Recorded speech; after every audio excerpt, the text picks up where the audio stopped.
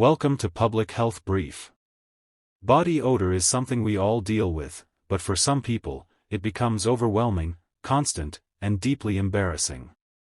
This condition is called bromhidrosis, and it's more than just sweat.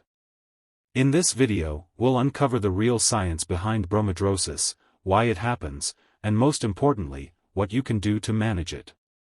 From the role of sweat glands and skin bacteria to lifestyle habits and medical solutions, you'll get clear, evidence-based answers to help you take back control of your confidence and daily life.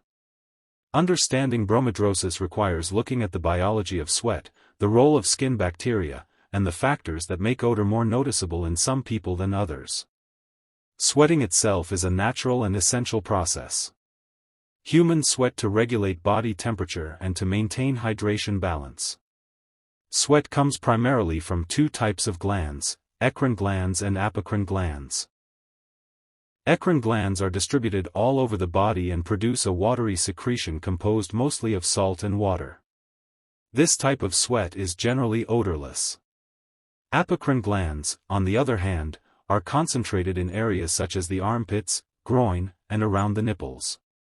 Their secretions are thicker, containing proteins and lipids, and when they are broken down by skin bacteria, they generate the strong odor associated with bromhidrosis. The odor itself is not produced by sweat alone but by the interaction between sweat and microorganisms that naturally live on the skin. The human skin is home to billions of bacteria, fungi, and other microorganisms collectively known as the skin microbiome. Many of these organisms are harmless or even beneficial.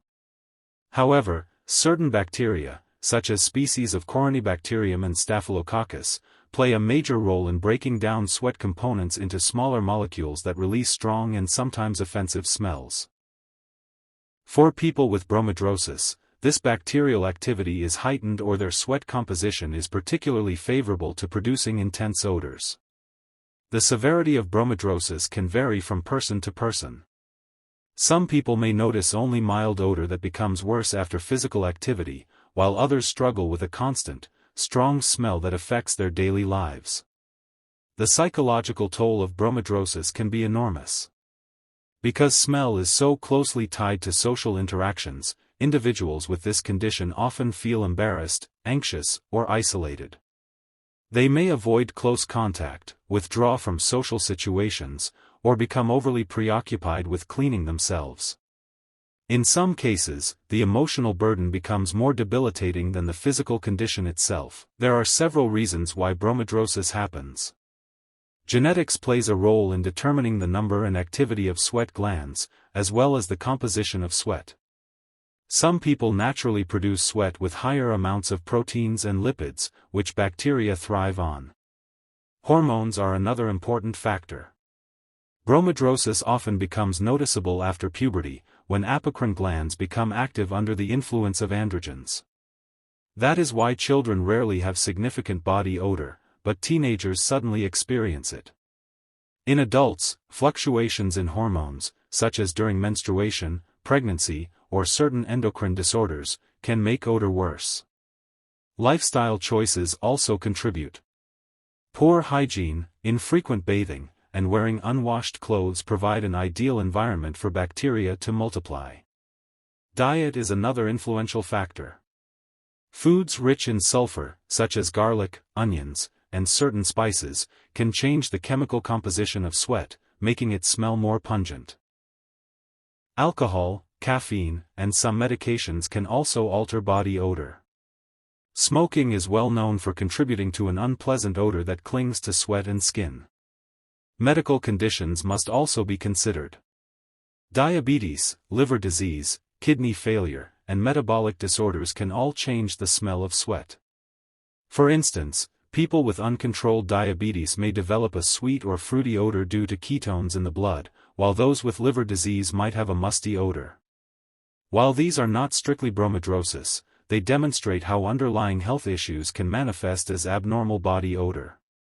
Hyperhidrosis, a condition characterized by excessive sweating, often goes hand in hand with bromhidrosis because constant dampness allows bacteria to grow more easily.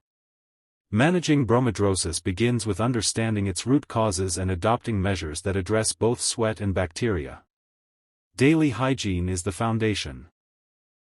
Regular bathing with antibacterial soap reduces the population of odor-producing bacteria on the skin. Careful drying after washing, especially in areas where apocrine glands are concentrated, helps limit bacterial growth. Choosing breathable clothing made of natural fibers like cotton allows sweat to evaporate more easily, reducing the dampness that bacteria thrive in. Shaving or trimming hair in areas like the armpits can also help, as hair traps sweat and provides more surface area for bacteria to grow. Deodorants and antiperspirants are common tools for managing bromhidrosis, but they work in different ways. Deodorants mask or neutralize odor, often with fragrances or antibacterial ingredients. Antiperspirants, which contain aluminum salts, reduce the amount of sweat produced by temporarily blocking sweat ducts. Many people with bromhidrosis use a combination of the two. However, some cases are resistant to over-the-counter solutions, leading individuals to seek medical treatment. Doctors may recommend stronger topical treatments, such as prescription-strength antiperspirants or creams containing antibiotics like clindamycin or erythromycin, which directly reduce bacterial activity. In more severe cases, systemic treatments may be considered. Oral antibiotics, while not a long-term solution, can help temporarily reduce odor by altering the skin microbiome. Botox injections, which block the nerve signals that stimulate sweat glands, have proven effective for reducing sweating and, consequently, odor in specific areas like the underarms. For individuals with persistent and severe bromhidrosis, surgical options exist. Procedures such as removing apocrine glands or cutting nerves that stimulate sweat glands can provide permanent relief. However, surgery carries risks and is usually considered only after conservative methods fail. Advances in minimally invasive procedures, such as laser therapy or microwave-based treatments, have made it possible to target sweat glands with less downtime and fewer side effects. Lifestyle modifications remain a crucial part of managing bromhidrosis. Adjusting diet to reduce foods that worsen odor can make a noticeable difference. Maintaining a healthy weight, staying hydrated, and avoiding excessive alcohol or caffeine also help. Stress management is another overlooked factor, since stress activates apocrine glands, leading to increased odor. Techniques such as meditation, breathing exercises, and physical activity can reduce stress-induced sweating. The social and emotional side of bromhidrosis should not be ignored. People with this condition often face misunderstanding or stigma, with others assuming they are simply neglecting hygiene. Education and awareness are important in reducing this stigma. For those struggling with self-esteem, counseling or support groups can provide emotional relief and practical coping strategies. Open communication with trusted friends, family, or healthcare providers can also ease the burden of isolation. In recent years, researchers have explored new frontiers in managing bromhidrosis by studying the skin microbiome in more detail. Instead of simply killing bacteria with harsh soaps or antibiotics, scientists are looking into ways of rebalancing the skin flora by promoting beneficial bacteria that do not produce odor.